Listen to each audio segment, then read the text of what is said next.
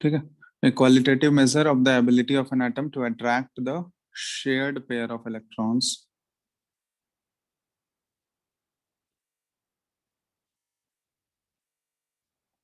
towards itself in a chemical bond is known as electronegativity।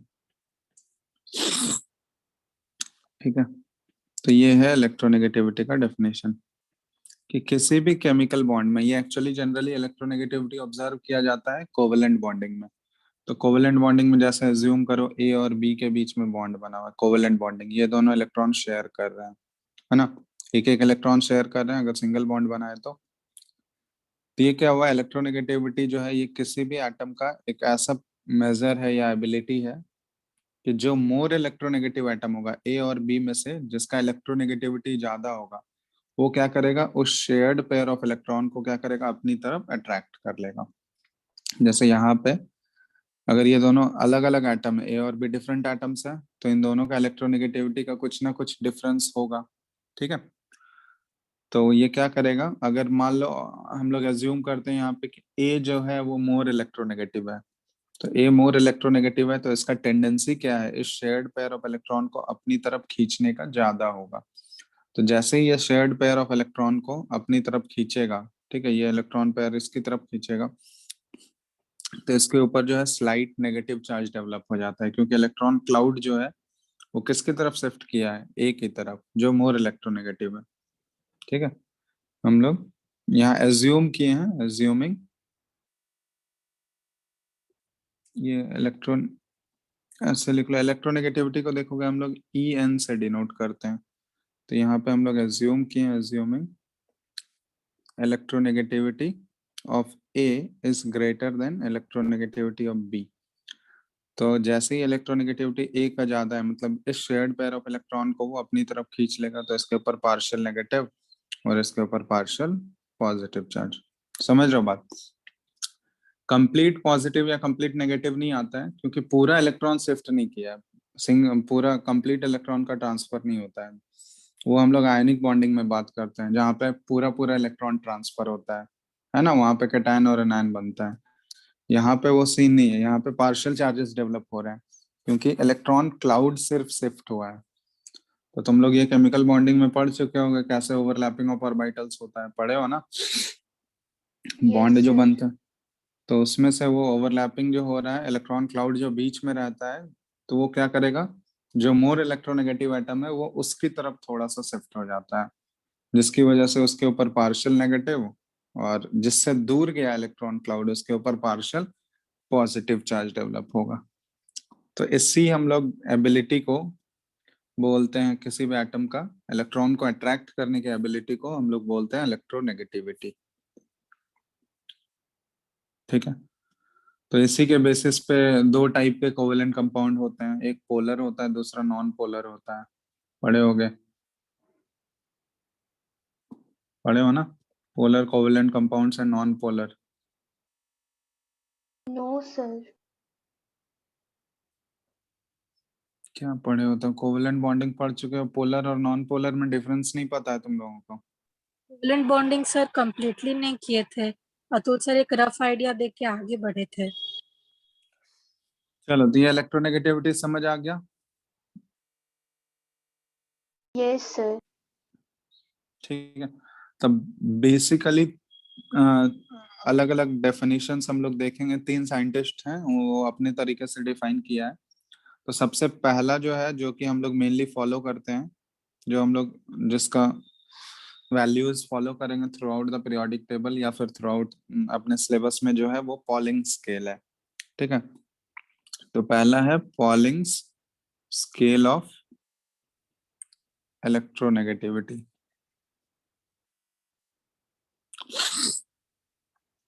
जिसको कि relative scale भी बोला जाता है। ठीक है, relative scale, polling scale, relative scale of electronegativity. ठीक है, सर हाँ, सर ये इलेक्ट्रोनेगेटिविटी किसी फैक्टर्स पे डिपेंड नहीं करता है? अभी वो डिस्कस करेंगे ना हम लोग।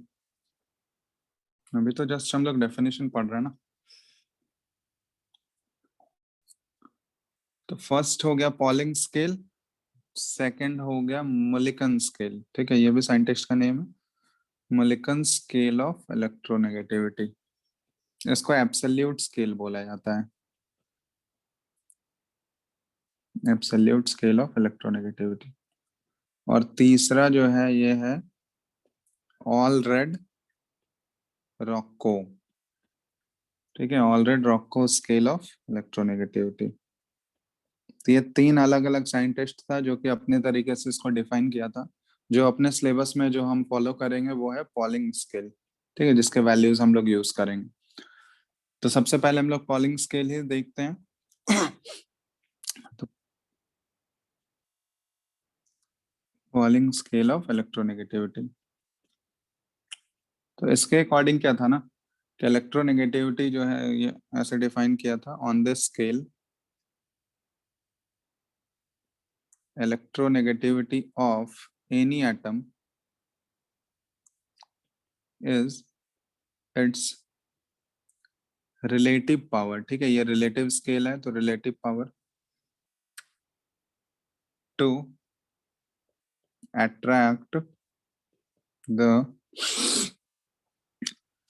shared pair of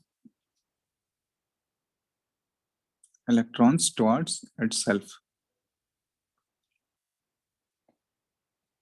ठीक है, तो ये, तो यहाँ पे एक्चुअली जो है ना रिलेटिव पावर इसलिए बोल रहे हैं क्योंकि यहाँ पर किसी एक एलिमेंट को रेफरेंस लेके उसके रेस्पेक्ट में निकाला जाता है इलेक्ट्रोनेगेटिविटी। तो यहाँ पे जो रेफरेंस एलिमेंट कैलकुलेट किया गया या जिसको रेफरेंस मान के हम लोग दूसरे एलिमेंट का इलेक्ट्रोनेगेटिविटी निकालते हैं, वो रेफरेंस एलिमेंट है हाइड्रोजन। ठीक है, हाइड्रोजन को रेफरेंस माना जाता है। तो हाइड्रोजन ये जो है यहाँ पे रेफरेंस एलिमेंट की तरह ट्रीट किया जाता है इसमें पॉलिंग स्केल के अकॉर्डिंग। और बाकी अदर एलिमेंट्स का जो भी इलेक्ट्रोनेगेटिविटी आएगा वो इस हाइड्रोजन एटम के रेफरेंस में ही हम लोग निकालते हैं। और हाइड्रोजन एटम का जो इलेक्ट्रोनेगेटिविटी कैलकुलेट किया गया है इस पॉलिंग स्केल के अकॉर्डिंग ये है 2.1। हाइड्रोजन का इलेक्ट्रोनेगेटिविटी ये 2.1 है अकॉर्डिंग टू पॉलिंग स्केल। और इसका कोई भी यूनिट नहीं होता है क्योंकि ये रिलेटिव है। रिलेटिव स्केल है ना, रिलेटिव स्केल का कोई भी यूनिट नहीं होता, यूनिटलेस होता है। तो इसमें लिख लेना since it is a relative property therefore it has no units, it has no unit। Unitless होता है ये। सिंपली इसमें हम लोग वैल्यूज के टर्म में बात करते हैं। तो हाइड्रोजन को रेफरेंस माना गया है, इसके रेस्पेक्ट में ही बाकी अदर एलिमेंट्स का इलेक्ट्रोनेगेटिविटी निकाला गया है। ठीक है, तो हाइड्रोजन का जो रेफरेंस लिया गया है उसका इलेक्ट्रोनेगेटिविटी कितना सेट किया गया है 2.1 पे। तो एक्चुअली एक फॉर्मूला ये यूज किया था हम लोग को कैलकुलेट नहीं करना है, हम लोग को पॉलिंग स्केल का जो भी अदर एलिमेंट्स का इलेक्ट्रोनेगेटिविटी है वो सारे कुछ कुछ कॉमन एलिमेंट्स के हमको याद रखने हैं। ठीक है, तो एक्चुअली ये फॉर्मूला जो यूज किया था वो फॉर्मूला बस लिख देते हैं हम। ठीक है, वो काम का नहीं है। तो electronegativity of all other atoms on polling scale is calculated by, actually bond energy का वैल्यू सब यूज किया था। ठीक है, बॉन्ड एनर्जी हम लोग बोलते हैं जैसे एक एटम जो दूसरे एटम के साथ जो बॉन्ड बनाता है ना, तो उस बॉन्ड बनने में जितना अमाउंट ऑफ एनर्जी रिलीज होता है, 1 मोल अगर बॉन्ड बना है तो उसको हम लोग बॉन्ड एनर्जी बोलते हैं। तो वो सारे बॉन्ड एनर्जी को ये यूज किया था। तो एक्चुअली यहाँ पे निकाला गया है। इलेक्ट्रोनेगेटिविटी को बहुत जगह देखोगे ये सिंबल यूज किया जाता है, काई से रिप्रेजेंट करते हैं हम लोग इसको।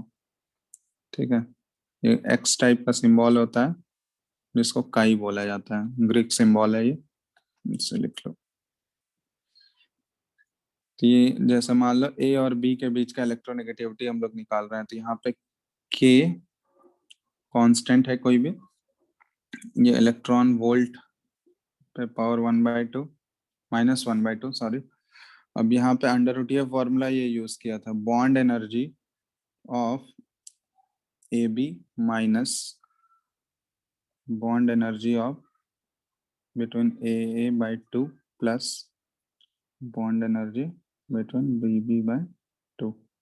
ठीक है, तो ये फॉर्मूला था। अब इस फॉर्मूले को यूज करके वो बाकी अदर एलिमेंट का इलेक्ट्रोनेगेटिविटी कैलकुलेट किया था, जिसमें कि एक एलिमेंट जो है ना, ए और बी में से कोई एक एलिमेंट हमारा हाइड्रोजन फिक्स होगा, क्योंकि हाइड्रोजन के रेफरेंस में ही ये वैल्यूज कैलकुलेट हुआ था।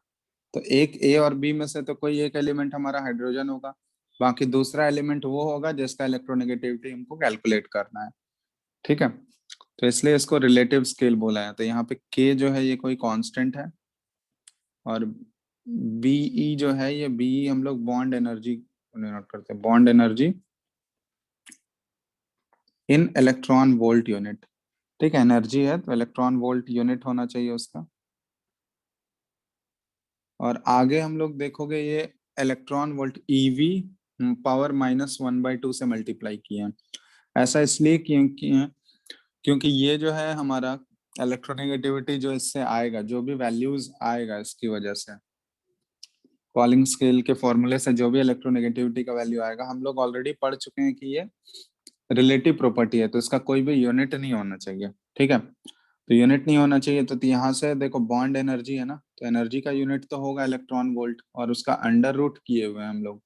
तो अंडर रूट, अगर इलेक्ट्रॉन वोल्ट का अंडर रूट करोगे तो पावर क्या आएगा, इलेक्ट्रॉन वोल्ट पे पावर 1/2 है।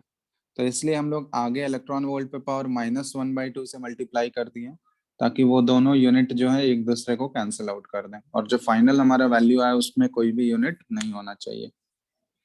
समझ आ रहा है बात? यस। तो ये इलेक्ट्रॉन वोल्ट -1/2 क्यों ऐड किया गया, ताकि हम लोग उसके वैल्यू को नॉन डायमेंशनलाइज कर सकें, मतलब उसका कोई भी डायमेंशन नहीं आना चाहिए, कोई भी यूनिट नहीं आना चाहिए। ठीक है, तो इसको लिख लेना, ई ईवी पे power -1/2 is multiplied to non dimensionalize electronegativity.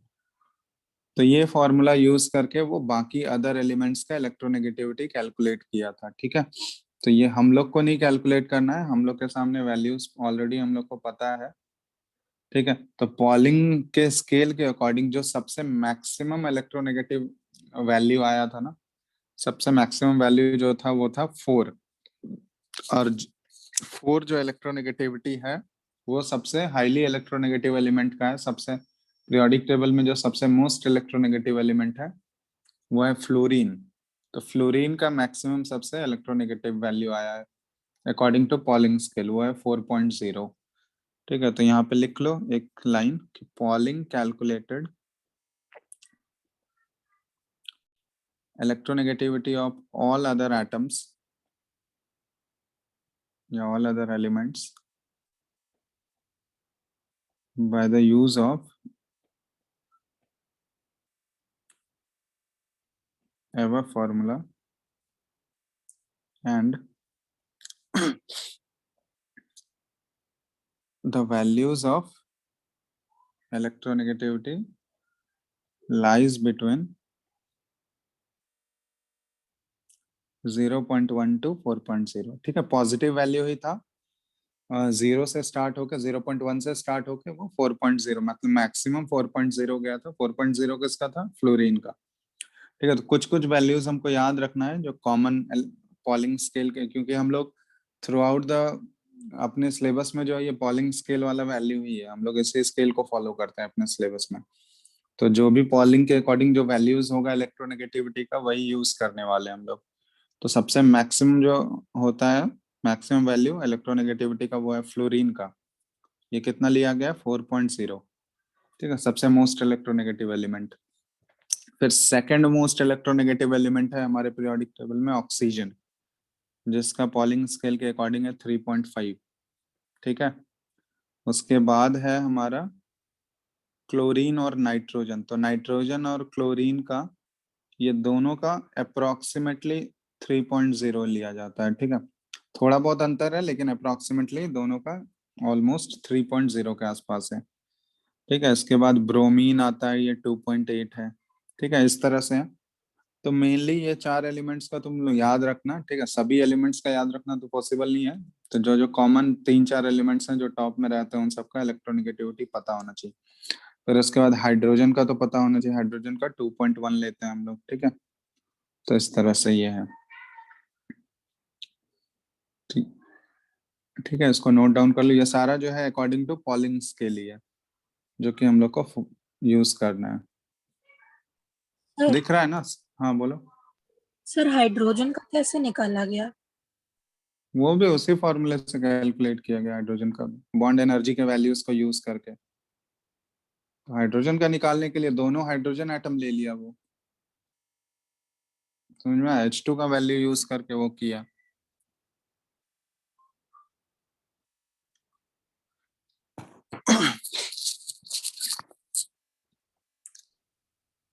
इसके ऊपर लिख लियो यहाँ तक। Hello, Yes, sir. चलो इसको भी लिख लो।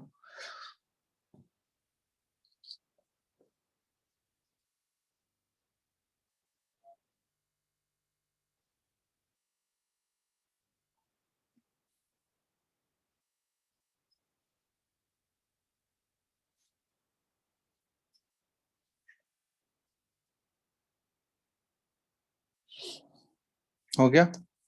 Yes, sir. तो ये था हमारा पॉलिंग स्केल, ठीक है। तो इसमें ध्यान रखना कि मैक्सिमम पॉलिंग स्केल के अकॉर्डिंग जो वैल्यू जा सकता है इलेक्ट्रोनेगेटिविटी का वो 4.0 है। तो वो है सबसे मैक्सिमम फ्लोरीन का, जो सबसे मोस्ट इलेक्ट्रोनेगेटिव एलिमेंट है हमारे पीरियोडिक टेबल का, ठीक है। अह, चलो, तो ये हो गया फर्स्ट पॉलिंग स्केल। सेकंड था मोलिकन। ये सब हम लोग को डिटेल में नहीं पढ़ना है, बस देख लो मोलिकन स्केल में क्या था। मोलिकन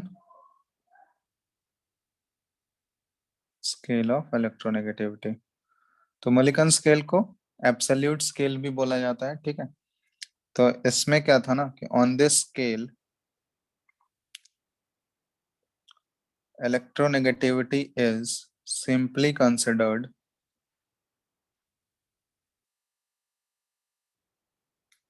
as the average value of ionization energy and electron affinity, ठीक है। तो इसमें एक्चुअली क्या किया ना, ये सिंपली इलेक्ट्रोनेगेटिविटी निकालने के लिए क्या बोल दिया, किसी भी एटम का इलेक्ट्रोनेगेटिविटी क्या हो जाएगा, उस एटम का जो आयनाइजेशन एनर्जी होगा और उसका जो इलेक्ट्रॉन एफिनिटी होगा, इन दोनों का एवरेज ले लो, वही उसका इलेक्ट्रोनेगेटिविटी हो जाएगा, ठीक है। तो ये इसके स्केल के अकॉर्डिंग था, मोलिकन स्केल के अकॉर्डिंग। तो इस स्केल में क्या है ना, on this scale electronegativity has the same unit, किसके बराबर, has the same unit as that of ionization energy and electron affinity. ये दोनों एनर्जी वाला यूनिट वाला था, ठीक है। आयनाइजेशन एनर्जी और इलेक्ट्रॉन एफिनिटी, ये दोनों तो एनर्जी वाले ही टर्म्स है ना। तो जो एनर्जी का यूनिट होगा वही इलेक्ट्रोनेगेटिविटी का भी यूनिट था इसके अकॉर्डिंग। और इस स्केल को एब्सोल्यूट स्केल बोला जाता है, दिस इज नोन एज, क्योंकि यहाँ पे कोई रेफरेंस एलिमेंट नहीं लिया गया था, जो भी वैल्यूज आया था इस स्केल के अकॉर्डिंग उसी एलिमेंट का आया था डायरेक्टली। तो इसलिए this scale is known as, this scale is called absolute scale of electronegativity, ठीक है। पॉलिंग स्केल को रिलेटिव स्केल इसलिए बोला गया था क्योंकि वहां पे हम लोग हाइड्रोजन एलिमेंट को रेफरेंस माने थे, उसके रेस्पेक्ट में बाकी अदर एलिमेंट का इलेक्ट्रोनेगेटिविटी आया था। यहाँ पे वैसा सीन नहीं है, ठीक है। तो ये ध्यान रखना, बस ये डेफिनेशन बस देखो कि इसमें कैसे निकाला गया था, बस इसके वैल्यूज हम लोग को याद रखने का जरूरत नहीं है, ठीक है ना। बस ध्यान रखो कि ये कैसे डिफाइन किया था मोलिकन स्केल के अकॉर्डिंग। मोलिकन स्केल लिख लियो। हम लोग को जो वैल्यूज Yes, sir. फॉलो करना है वो पॉलिंग पॉलिंग स्केल का फॉलो करना है, ये सबसे हम लोग को मतलब नहीं है।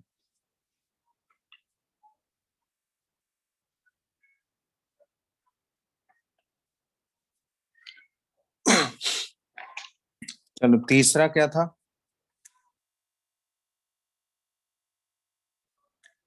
थर्ड जो था ये है ऑल रेड रॉको, ठीक है, स्केल ऑफ इलेक्ट्रोनेगेटिविटी। तो इसके अकॉर्डिंग क्या था ना, अकॉर्डिंग टू द स्केल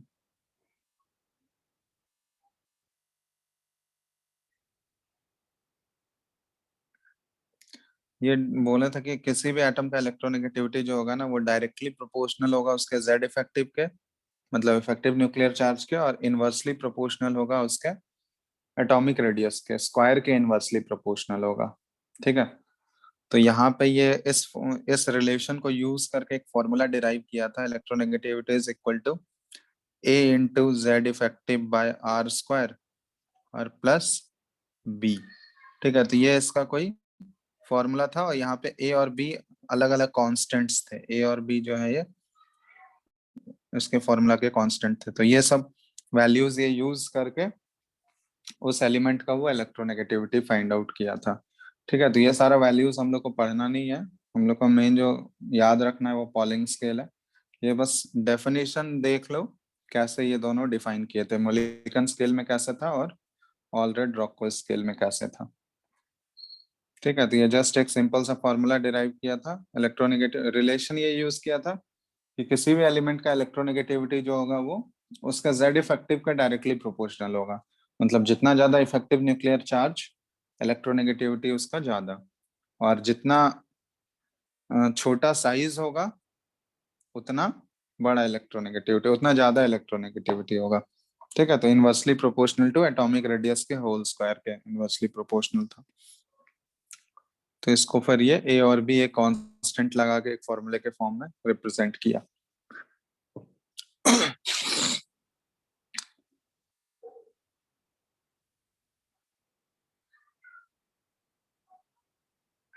ठीक है, लिख चुके हैं उसको?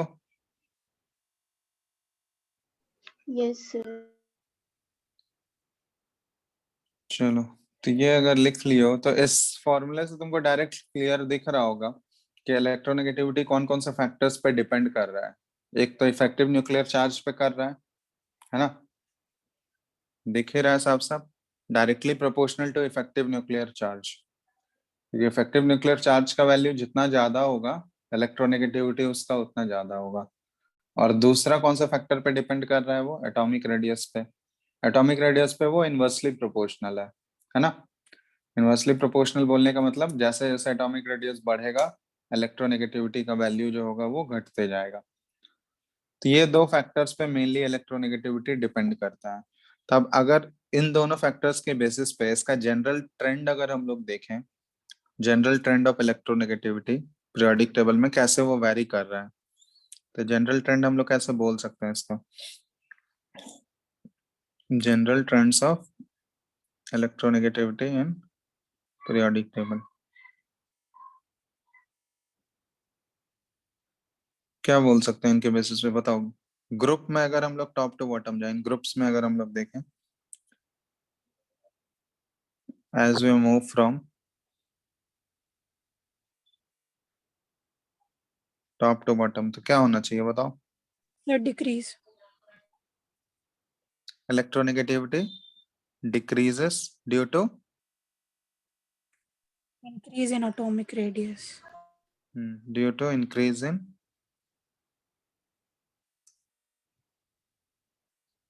एटॉमिक रेडियस, ठीक है, एटॉमिक साइज, ठीक है। तो जनरल ट्रेंड अभी लिख रहा है, इसमें मेनली ज्यादा एक्सेप्शंस नहीं आता है, कुछ कुछ जगह पे एक्सेप्शंस मिलेगा तुमको। तो ग्रुप में अगर हम लोग टॉप टू बॉटम मूव कर रहे हैं तो इलेक्ट्रोनेगेटिविटी घटेगा due to increase in atomic size, atomic size जैसे जैसे बढ़ेगा तो इलेक्ट्रोनेगेटिविटी का वैल्यू घटते जाएगा, ठीक है। तो ये जनरल ट्रेंड है इन ग्रुप में। अगर पीरियड में हम लोग मूव करें, in periods as we move from left to right,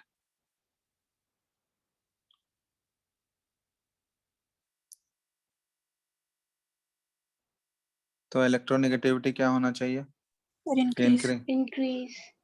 तो इलेक्ट्रोनेगेटिविटी इंक्रीज है शार्पली, ठीक है। तो पीरियड में अगर हम लोग जाते हैं ना तो देखोगे इलेक्ट्रोनेगेटिविटी बहुत शार्पली इंक्रीज करते जा रहा है। ऐसा नहीं कि बहुत कम कम वैल्यूज इंक्रीज हो रहा है, शार्प इंक्रीज होता है due to increase in Z effective.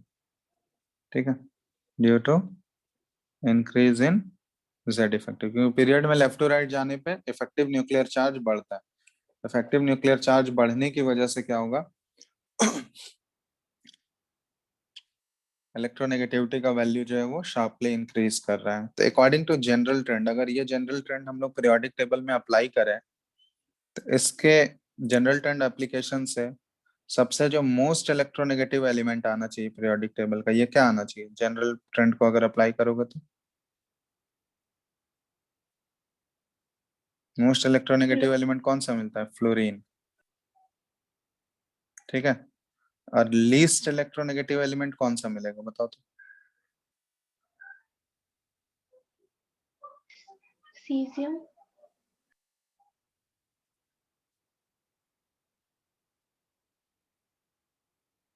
कौन सा होना चाहिए लीस्ट? cesium, caesium. क्यों? सर सबसे कॉर्नर लेफ्ट में वो है और सबसे डाउन में भी है, बॉटम में, इसीलिए। सीजियम के नीचे कुछ नहीं होता है?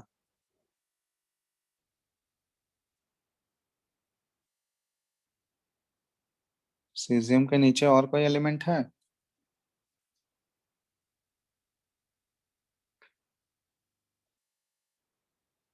सर यस, FR करके फ्रास्टियम।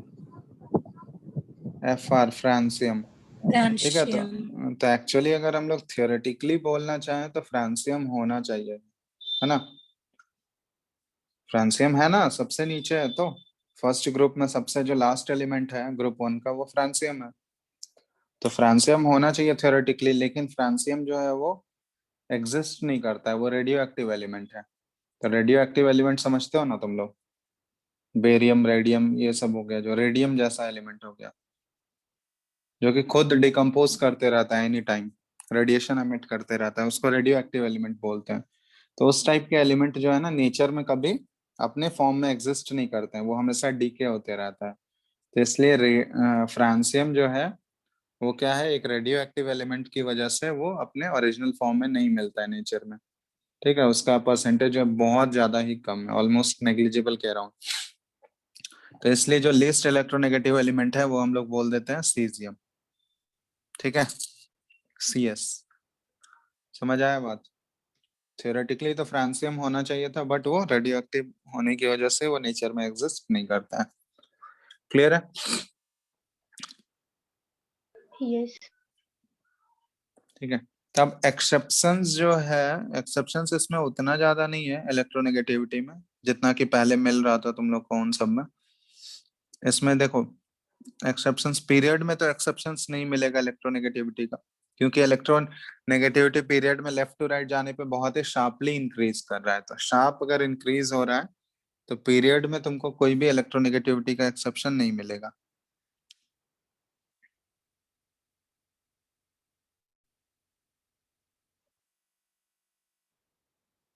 ठीक है, तो हम लोग बोल सकते हैं कि in periods no exceptions are found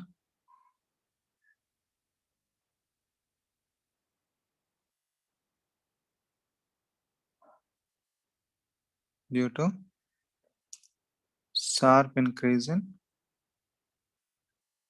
electronegativity. लेकिन ग्रुप में कहीं कहीं एक्सेप्शंस मिलता है। ठीक है, ग्रुप में एक्सेप्शंस कहाँ कहाँ मिलेगा? पी ब्लॉक एलिमेंट्स में कुछ कुछ ग्रुप में एक्सेप्शन मिलता है। हाउएवर लिख लेना, however in groups some exceptions are found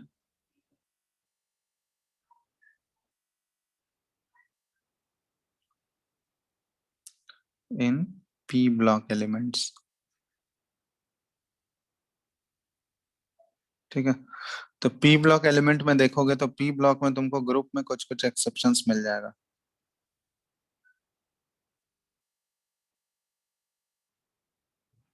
जैसे ये वाला ग्रुप जो है, जैसे तुम ये बताए थे ना एल्यूमिनियम और गैलियम वाले में, ये तुम्हारा एटॉमिक रेडियस वाले में भी एक्सेप्शन था, है ना? एल्यूमिनियम हो गया, गैलियम हो गया।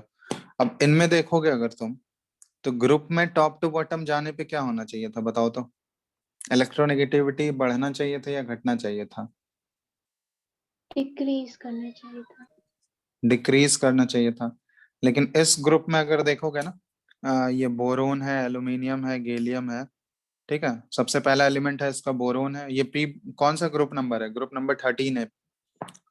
देखो पी ब्लॉक का ग्रुप नंबर 13 जो है, पी ब्लॉक का जो फर्स्ट वाला ग्रुप है, बोरोन, एल्यूमिनियम, गैलियम, इसके नीचे इंडियम आएगा, है ना, IN, इसके नीचे थैलियम आता है। ये ग्रुप में अगर तुम देखोगे, तो ग्रुप में अगर हम लोग जनरल ट्रेंड के अकॉर्डिंग देखें तो क्या होना चाहिए था? इलेक्ट्रोनेगेटिविटी ग्रुप में देखो डिक्रीज करना चाहिए था टॉप टू बॉटम जाने पे। लेकिन यहाँ पे देखो बोरोन का इलेक्ट्रोनेगेटिविटी जो होता है पॉलिंग स्केल के अकॉर्डिंग ये 2.0, एल्यूमिनियम का तो घटा 1.5 हुआ, लेकिन गैलियम का जो है ये थोड़ा सा बढ़ जाता है, 1.6 हो जाता है। ठीक है, समझ रहे हो बात?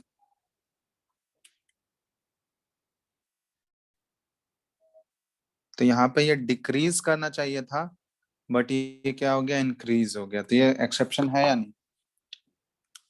Yes sir. Yes sir. तो इसको कैसे एक्सप्लेन करते हैं हम लोग? क्या रीजन होगा? Sir atomic radius of aluminium ज्यादा है गैलियम से। हाँ, तो एटॉमिक रेडियस वाला भी एक्सेप्शन था वहां पे, जो हम लोग एक्सप्लेन किए थे पोअर शील्डिंग इफेक्ट की वजह से, वही सेम रीजन यहाँ भी कर देंगे कि गैलियम का जब इलेक्ट्रॉनिक कॉन्फ़िगरेशन तुम लिखोगे तो वहां पे क्या आ जाएगा तुम्हारा? डी इलेक्ट्रॉन्स इन्वॉल्व होंगे ना इनर्शियल में, डी ऑर्बिटल्स आएंगे, और डी ऑर्बिटल का शील्डिंग पावर क्या होता है? पुअर होता है। तो शील्डिंग पावर पुअर होने की वजह से जेड इफेक्टिव क्या हो जाता है? न्यूक्लियस का जो जेड इफेक्टिव होगा आउटर मोस्ट इलेक्ट्रॉन पे, वो क्या हो जाएगा? बढ़ जाएगा ना? बढ़ेगा? यस और नो? Yes sir. तो अगर जेड इफेक्टिव बढ़ गया तो उसकी वजह से हम लोग बोल सकते हैं कि इलेक्ट्रोनेगेटिविटी क्या हो गया? वो इंक्रीज कर गया। ठीक है, तो ये रीजन हम लोग बोल सकते हैं कि दिस इज ड्यू टू, यहाँ पे लिख देते हैं,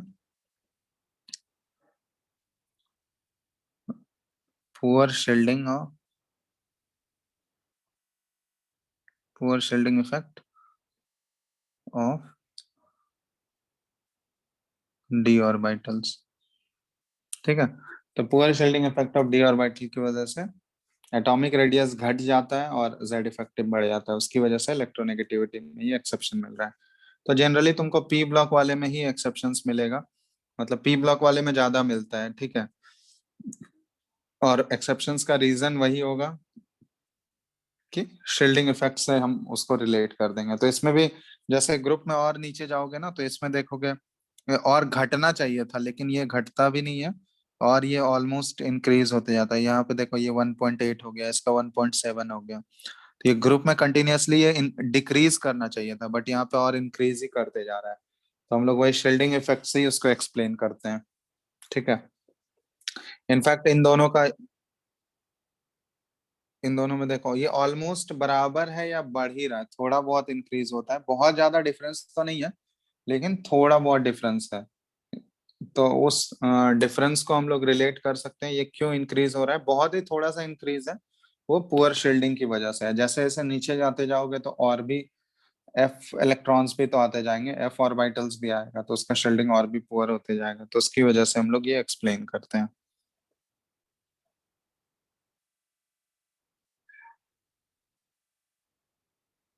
तो मेनली इस वाले ग्रुप में ज्यादा देखा जाता है एक्सेप्शन। ठीक है, बाकी सारे ग्रुप्स में कम है, लेकिन इस वाले ग्रुप में ज्यादा एक्सेप्शन है इलेक्ट्रोनेगेटिविटी का। तो इलेक्ट्रोनेगेटिविटी में ध्यान रखना, जो पीरियड में तो जनरली कहीं भी एक्सेप्शन नहीं दिखता है हमको इलेक्ट्रोनेगेटिविटी का, बिकॉज पीरियड में शार्प इंक्रीज है। ठीक है, जैसे लेफ्ट टू राइट हम लोग जाते हैं तो इलेक्ट्रोनेगेटिविटी शार्पली इंक्रीज कर रहा है। ग्रुप में कहीं कहीं एक्सेप्शन मिल सकता है तुमको, वो भी पी ब्लॉक एलिमेंट्स के केस में।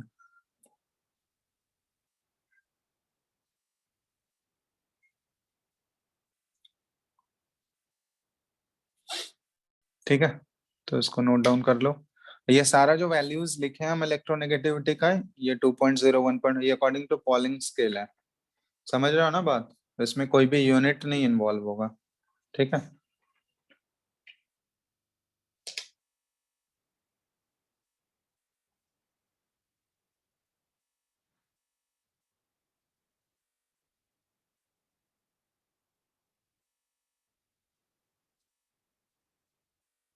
सर वो जो आप एक सिंबल लिखे थे जो एक्स जैसा था थोड़ा ग्रीक वाला, उसका नाम क्या था? कौन सा सिंबल? सर वो थोड़ा जो एक्स जैसा लिखा हुआ था। अच्छा, उसको काय बोलते हैं हम लोग।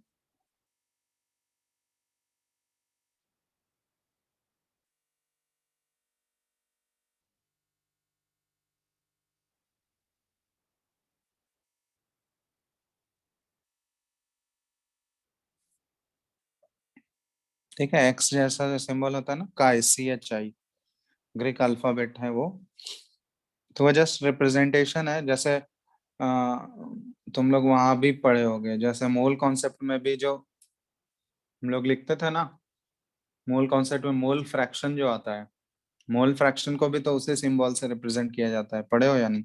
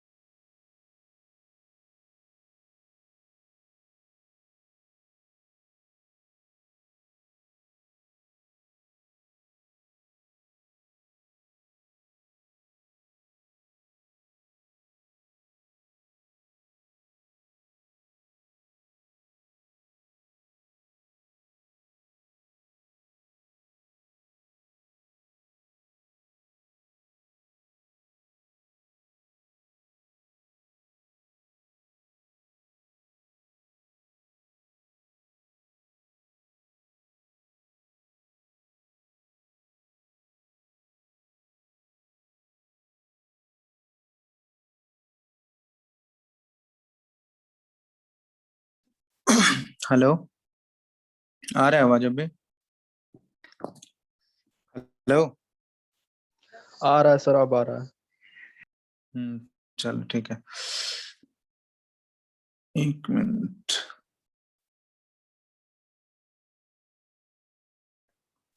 दिख रहा है स्क्रीन? स्क्रीन विजिबल है ना? Yes sir.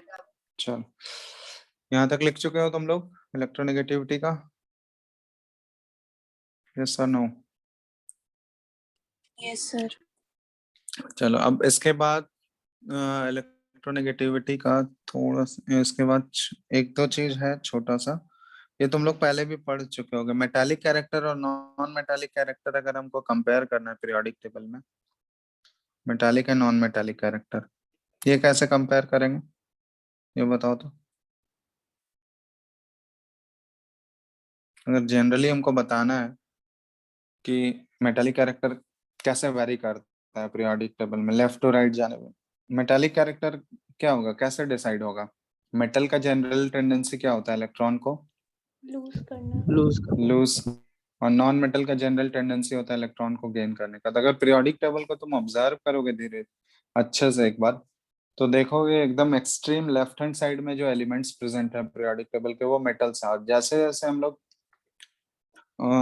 लेफ्ट से राइट की तरफ जाते जाते हैं पीरियोडिक टेबल में, तो लेफ्ट से राइट की तरफ जाओगे तो मेटल से किसकी तरफ ट्रांजिशन होता है, नॉन मेटल की तरफ होता है।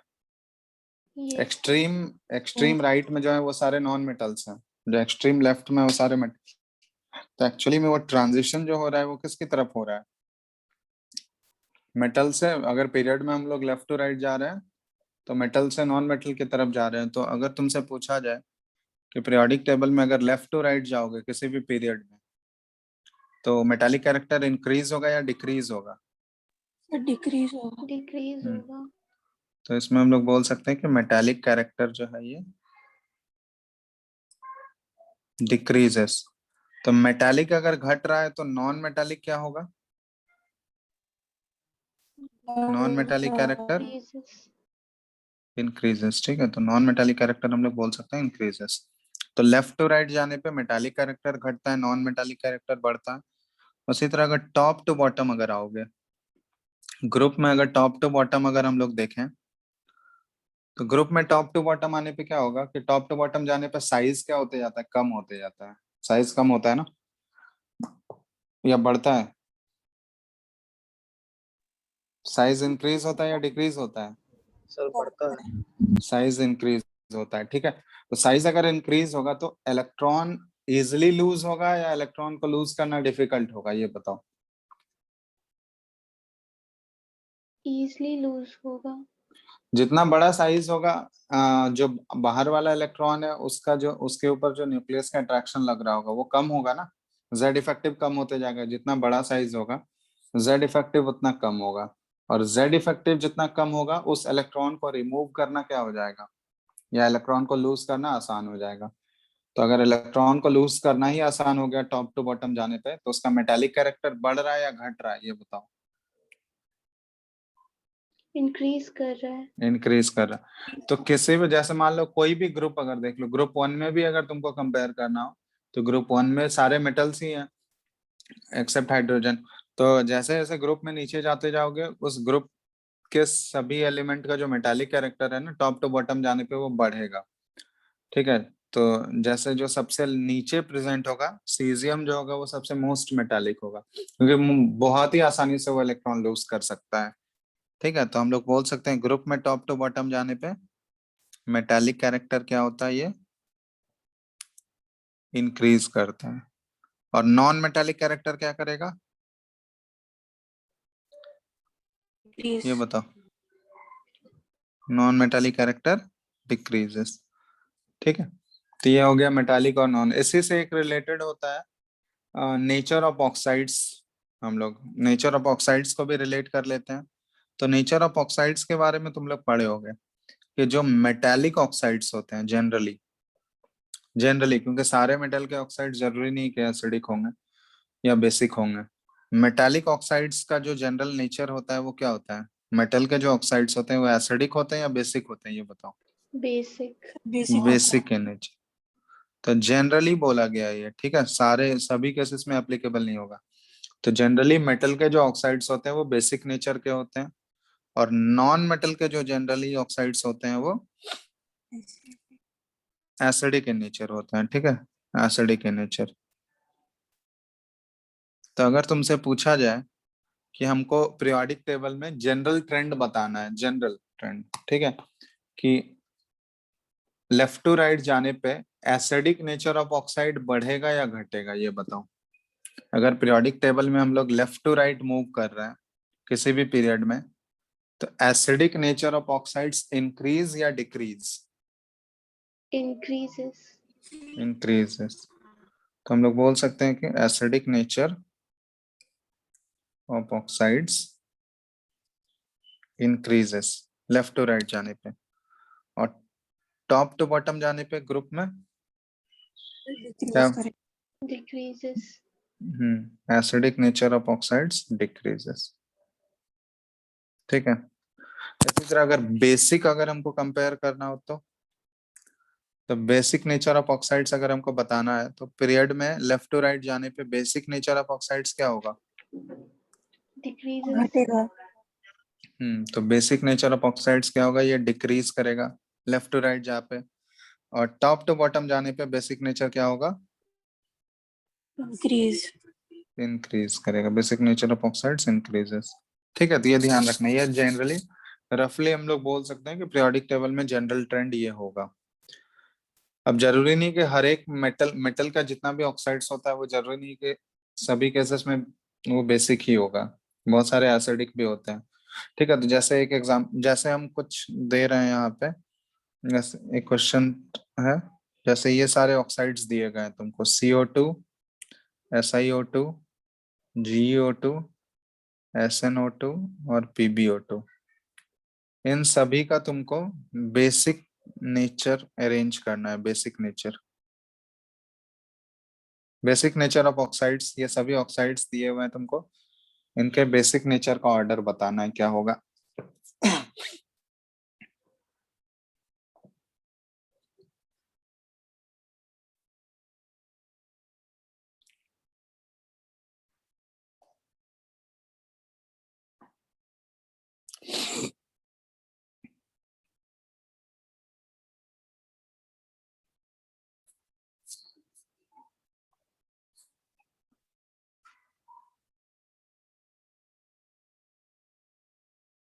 हो गया?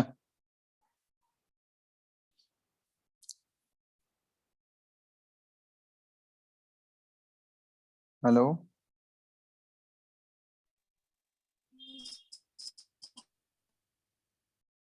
क्या ऑर्डर होगा बताओ?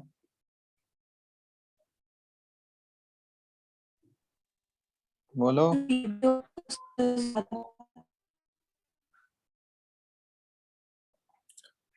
बेसिक नेचर सबसे ज्यादा किसका होगा? PbO2 का। मतलब इस ऑर्डर में ये पहले तुमको देखना होगा कि ये सारे एलिमेंट्स जो दिए गए हमको, कार्बन, सिलिकॉन, जर्मेनियम, टिन और लेड, ये पीरियड के एलिमेंट है या ग्रुप के एलिमेंट है? ये सारे Group के कौन से ग्रुप के एलिमेंट है? 14th ग्रुप के। 14. तो ग्रुप में अगर टॉप टू बॉटम जाते हैं तो उसका क्या होगा? बेसिक नेचर हमको अरेंज करना है। तो ग्रुप में टॉप टू बॉटम जाएंगे तो बेसिक नेचर ऑफ ऑक्साइड तो घटेगा या बढ़ेगा? Increase करेगा. इंक्रीज बढ़ेगा। करेगा। ठीक है, तो इंक्रीज करेगा तो सबसे लीस्ट बेसिक तो CO2 हो जाएगा, इसके बाद SiO2, इसके बाद GeO2, उसके बाद SnO2, और सबसे मोस्ट बेसिक जो होगा ये लेड का ऑक्साइड PbO2। ठीक है, तो ये बेसिक नेचर ऑफ ऑक्साइड्स को ऐसे अरेंज करते हैं हम लोग। अब जैसे मान लो फॉर एग्जांपल ये इस टाइप का दे दिया तुमको, नोट करके इसको लिखना। among different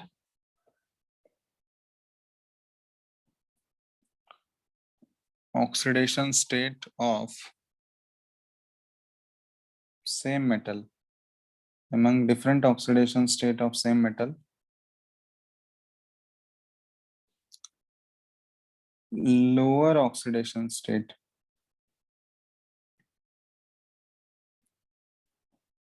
will have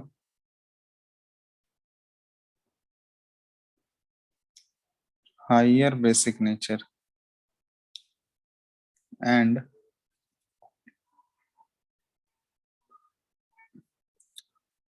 higher oxidation state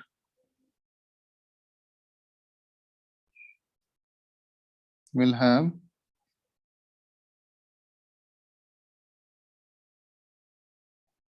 higher acidic nature, ये ध्यान रखना कि अगर मान लो तुमको एक ही एलिमेंट का अलग बहुत सारा डिफरेंट ऑक्साइड्स दे दिया, जैसे फॉर एग्जांपल मैंगनीज का जो है ना बहुत सारे ऑक्साइड्स बनता है, MnO हो गया, MnO2 हो गया, MnO3 हो गया और Mn2O7 हो गया।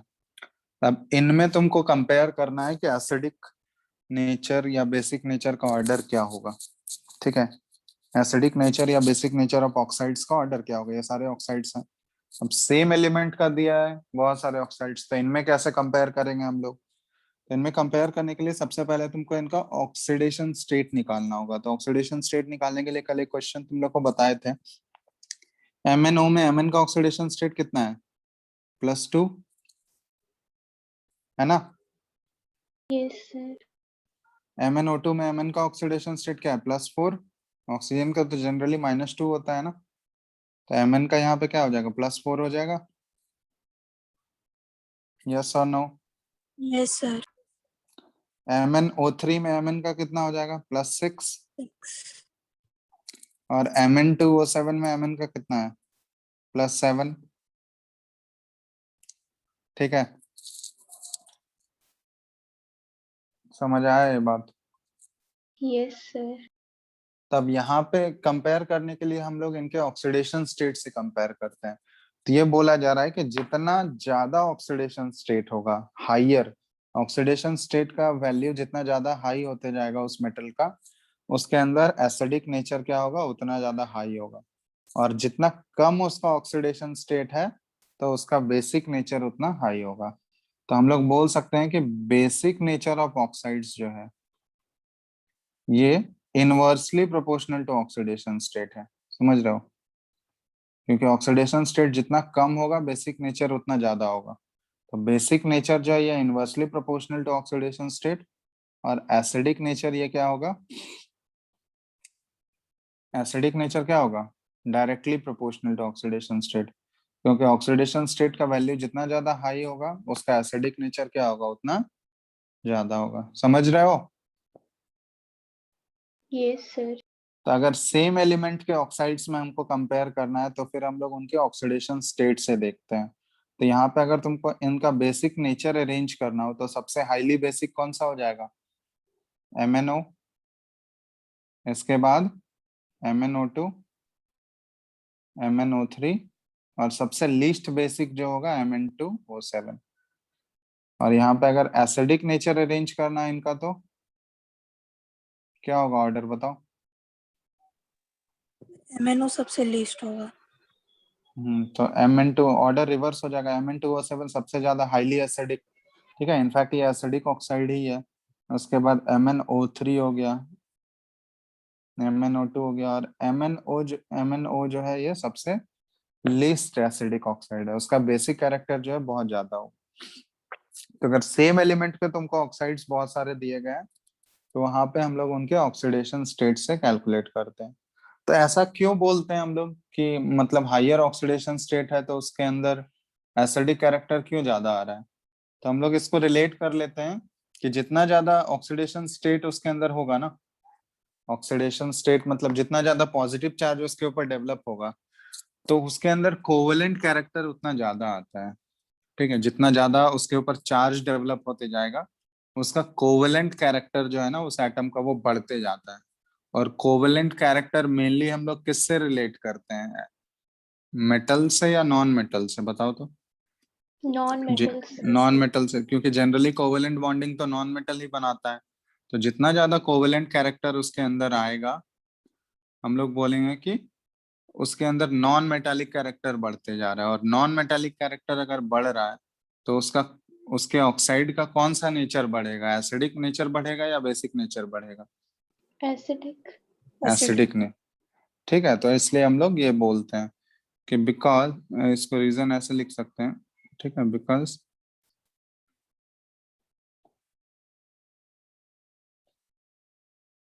as the oxidation number increases,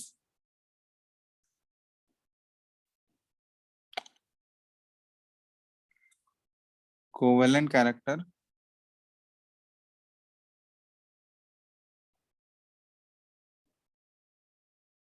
increases in the compound.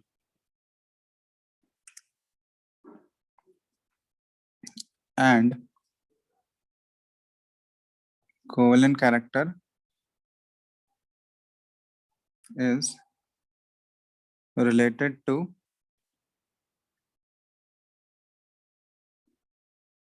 non-metallic character. ठीक है, कोवेलेंट कैरेक्टर जनरली हम लोग रिलेट करते हैं नॉन मेटालिक से, ठीक है, non metallic character, hence acidic nature of oxides increases. ठीक है, तो जितना ज्यादा ऑक्सीडेशन स्टेट होगा उसके ऊपर उतना ज्यादा उसमें एसिडिक कैरेक्टर आएगा, उस ऑक्साइड का एसिडिक कैरेक्टर जो होगा वो उतना ज्यादा हाई होगा। Acidic nature of oxides is high, ठीक है, या फिर acidic nature of oxides increases लिख लो, ये ज्यादा अप्रोप्रिएट।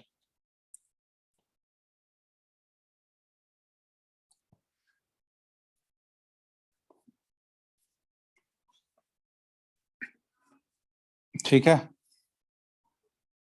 अगर सेम मेटल में तुमको कंपेयर करना हो, सेम मेटल के बहुत सारे ऑक्साइड्स अगर तुमको दे दिए हो तो उनमें हम लोग उसके ऑक्सीडेशन स्टेट के बेसिस पे कंपेयर करते हैं।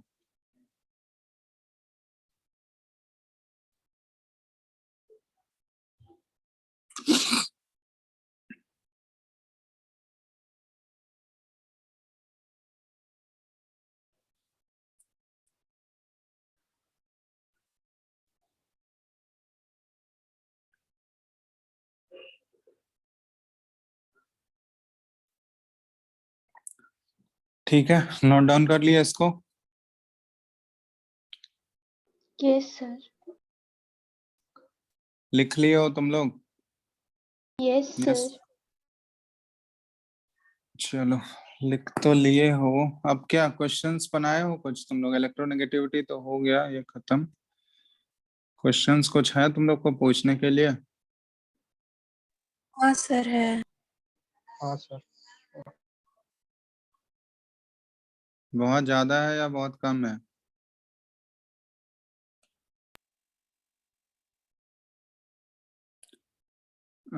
रुको एक मिनट, बुकलेट कोई भेजे थे ना तुम लोग ग्रुप में? बुकलेट से ही है ना? Yes sir.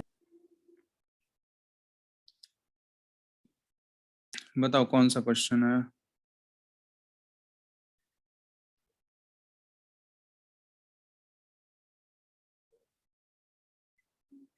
पेज नंबर बताते जाओ जल्दी से।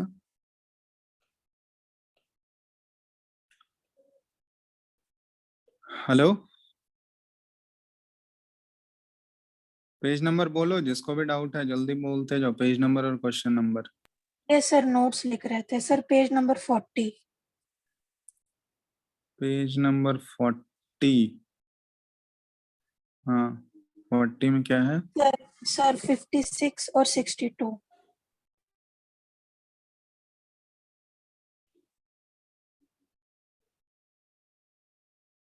56, all the transuranic elements are synthetic elements, true statement पूछा गया। इलेक्ट्रॉनिक कॉन्फ़िगरेशन या elements of third group are called bridge elements, ठीक है, elements of 1s2 configuration are placed in 2a group. Electronic configuration of elements in a group is same.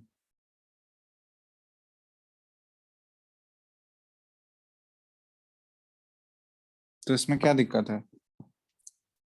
Sir पहला दूसरा option का तो हमको आइडिया ही नहीं है कुछ। ब्रिज एलिमेंट हम लोग, ब्रिज एलिमेंट ये भी देखोगे ना, उसमें कुछ कुछ टर्म्स है वो सब आगे पढ़े हो, जो बुकलेट में कुछ कुछ टर्म्स दिए गए हैं।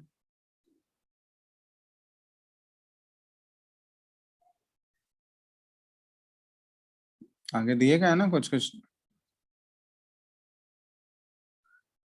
सर स्टार्टिंग तो में ही हाँ, स्टार्टिंग में वो देखना, ब्रिज एलिमेंट्स जनरली ना, ब्रिज एलिमेंट्स हम लोग पीरियड 2 के एलिमेंट्स को ब्रिज एलिमेंट बोलते हैं, ठीक है।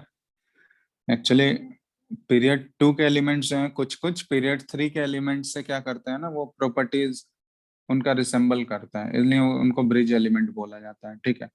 तो पीरियड 2 के एलिमेंट्स जो हैं वो ब्रिज एलिमेंट कहलाते हैं। तो elements of third group are called bridge element, ये तो गलत है। ठीक है, पीरियड 2 के एलिमेंट्स को हम लोग ब्रिज एलिमेंट बोलते हैं। फिर all the transuranic elements, transuranic मतलब यूरेनियम के बाद वाले elements, are synthetic elements. Synthetic element मतलब वो प्रिपेयर किया गया, नेचर में एग्जिस्ट नहीं करेगा, तो ये तो नहीं बोल सकते ना हम लोग ट्रांस यूरेनिक एलिमेंट। फिर उसका थर्ड ऑप्शन क्या है, elements of 1s2 configuration is placed in 2a group.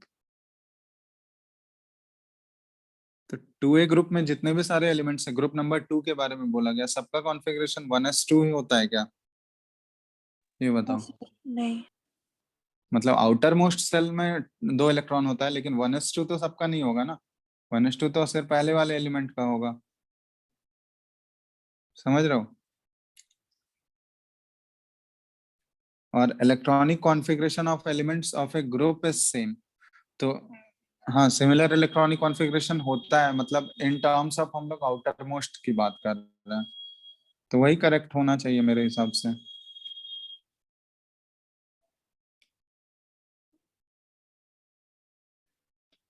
समझ रहे हो, यस सर। चेक कर लेना आंसर क्या है, पता नहीं।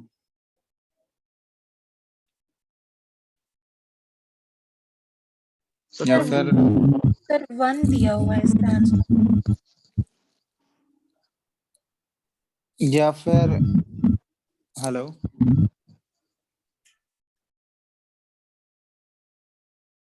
Hello, yes sir.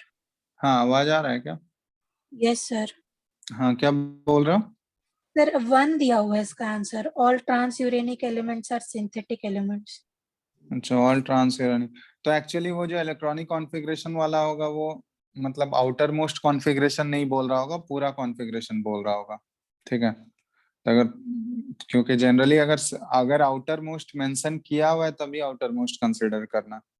ठीक है, तो एक्चुअली इस टाइप के क्वेश्चंस मतलब ना ये मतलब फैक्ट के ऊपर बेस्ड है, तो फैक्ट वाले क्वेश्चंस बहुत कम आते हैं एग्जाम में, तो जस्ट ऐसे ही दिया हुआ है तो ये सब फैक्ट्स, जैसे all the transuranic elements are synthetic elements, तो ये तो फैक्ट ही हुआ ना एक तरह से। Yes sir.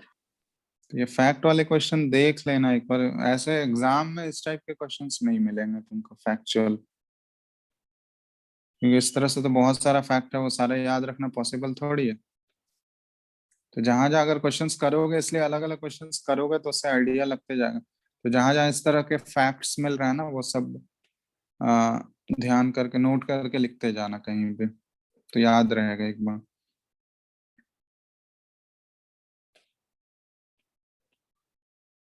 ठीक है, और वो जो इलेक्ट्रॉनिक कॉन्फ़िगरेशन वाला दिया हुआ है वो ऑप्शन, वो एक्चुअली टोटल इलेक्ट्रॉनिक कॉन्फ़िगरेशन का बात कर रहा होगा। ठीक है, क्योंकि आउटर मोस्ट इलेक्ट्रॉनिक कॉन्फ़िगरेशन तो ग्रुप में सेम ही रहता है, तो वो टोटल का ही बात कर रहा होगा, वो डिफरेंट रहता है। और बोलो page number.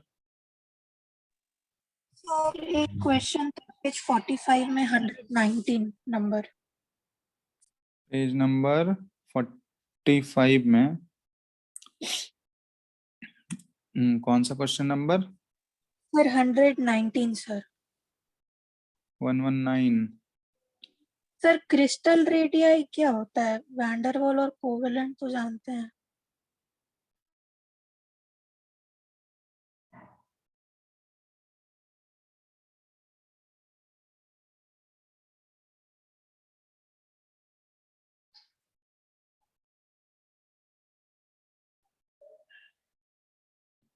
Hello, yes sir.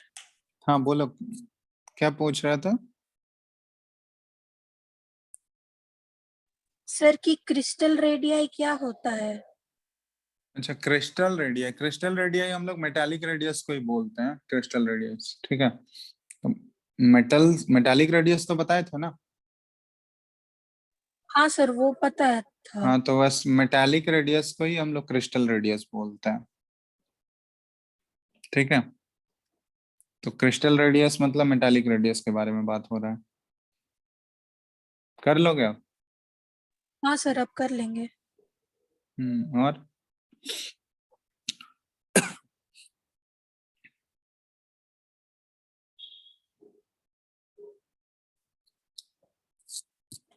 और नहीं पूछना है किसी को कुछ?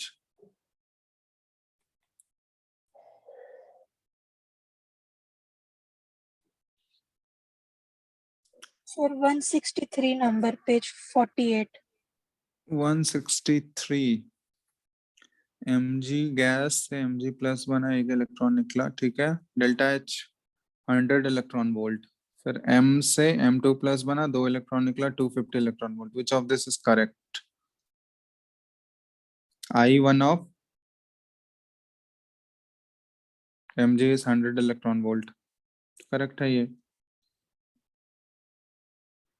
I2 of mg is 250 electron volt, गलत है ये तो।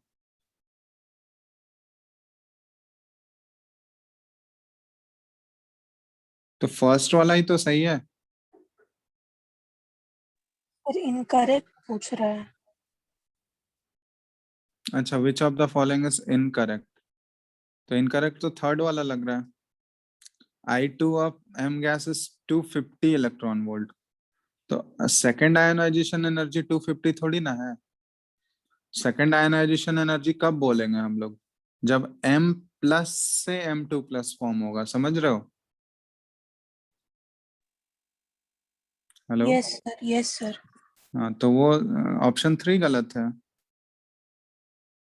यस सर, हम सक्सेसिव आयनाइजेशन एनर्जी में कंफ्यूज हो गए थे इसमें।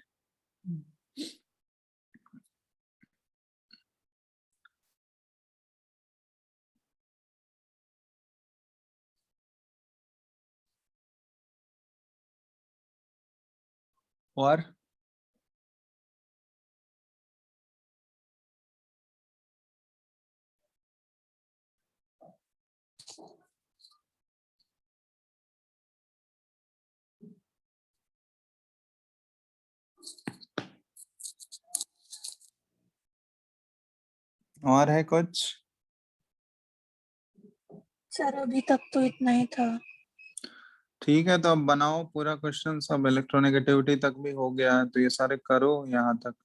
अब तो ऑलमोस्ट बना सकते हो सारा क्वेश्चन, है ना? जितना भी है प्रीवियस ईयर भी अटेम्प्ट करो, जेई मेन वाला, जेई एडवांस वाले, सब कर सकते हो अब तुम लोग, ठीक है। नेक्स्ट क्लास में ऐसे हम करवाएंगे कुछ क्वेश्चन सब प्रीवियस ईयर का। आज भी करवाने वाले थे, लेकिन आज तो टॉपिक पढ़ाना था, तो नेक्स्ट क्लास में हम करवाएंगे, ठीक है। क्वेश्चंस तुम लोग खुद भी बना के आना। नेक्स्ट क्लास में हम कुछ कुछ क्वेश्चंस भी प्रैक्टिस कराएंगे। समझ आ गया बात? Yes sir. तो क्वेश्चंस बना के रखो, ठीक है। जो भी डाउट होगा वो पूछते जाओ, या फिर हम नेक्स्ट क्लास में और क्वेश्चंस कराते हैं। चलो, और कुछ है?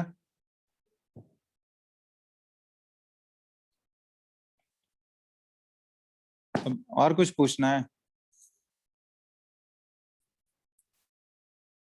हेलो? पूछना था हाँ, बोलो। सर। जो एटॉमिक स्ट्रक्चर बचा हुआ था ना सर, वो पूरा पढ़ लिए हैं, मतलब यूट्यूब के वीडियो से, हम्म। रिकॉर्डिंग से। तो सर उसमें दो तीन जगह, मतलब दो तीन से ज्यादा ही जगह में सर प्रॉब्लम है, तो उसका डाउट क्लास मिल सकता है? ले लेना डाउट क्लास का भी, ठीक है। वो टाइमिंग्स पूछ दे, पढ़ लियो अपने से पूरा। हाँ सर, उसके बाद जितना भी लेक्चर्स था वो साला वो सॉरी वो सारा कर लिया था। कौन सा टॉपिक में डाउट है? सर जो इलेक्ट्रॉनिक कॉन्फ़िगरेशन में क्वांटम नंबर वाला टॉपिक था ना सर, हाँ। प्रिंसिपल क्वांटम नंबर और अजीमुथल क्वांटम नंबर, सर हम्म। उसमें सर दो तीन चीज सर हमको समझ में नहीं आया था। अच्छा, ठीक है, तो ले लेना डाउट क्लास, उसमें कोई दिक्कत नहीं है, ठीक है। तो पूछ लेना, टाइमिंग वो बता देंगे, या फिर नेक्स्ट कमिंग 1-2 दिन के अंदर देखते हैं, जब भी बताना अपना कब फ्री हो, ठीक है। तो उसके अकॉर्डिंग मिल जाएगा डाउट क्लास, ठीक है। या फिर क्लास के बाद भी क्लियर कर सकती हो, आज तो नहीं, आज तो क्लास है। नेक्स्ट क्लास जब भी होगा ना, तो क्लास के बाद भी 10-15 मिनट क्लियर कर लेना, ठीक है। Yes sir. चलो, और कुछ?